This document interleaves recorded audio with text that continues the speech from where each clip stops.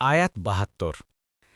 ثم ننجي الذين اتقوا ونذر الظالمين فيها جثيا।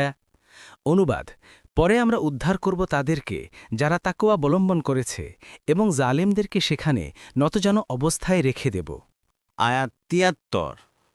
وَإِذَا تُتْلَى عَلَيْهِمْ آيَاتُنَا بَيِّنَاتٍ قَالَ الَّذِينَ كَفَرُوا لِلَّذِينَ آمَنُوا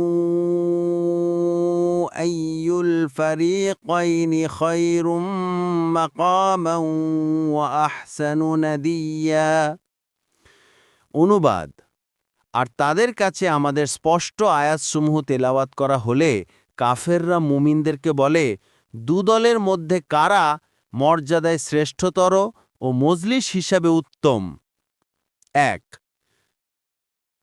অর্থাৎ কাফেরদের যুক্তি ছিল এরকম: দেখে নাও, দুনিয়ায় কার প্রতি আল্লাহর অনুগ্রহ ও নিয়ামত বর্ষণ করা হচ্ছে, কার গৃহ বেশি জনকদালো, কার জীবনযাত্রার মান বেশি উন্নত, কার মজলিসগুলো বেশি আড়ম্বরপূর্ণ।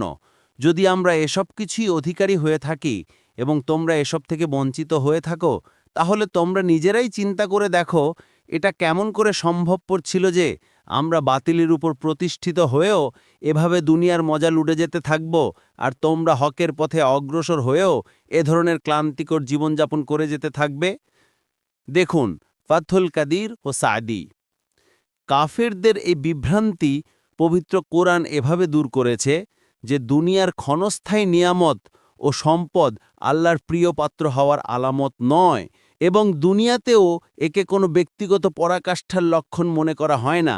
কেননা দুনিয়াতে অনেক নির্বোধ মূর্খ এসব জ্ঞানী ও বিদ্বানের চাইতেও বেশি লাভ করে। বিগত যুগের ইতিহাস খুঁজে দেখলে এ সত্য উদ্ঘাটিত হবে যে পৃথিবীতে এ পরিমাণ তো বটেই, বরং এর চাইতেও বেশি ধনদৌলত স্তূপীকৃত হয়েছে, কিন্তু শেষ পর্যন্ত সেগুলো তো তাদের কোনো কাজে আসেনি। দেখুন সাদি।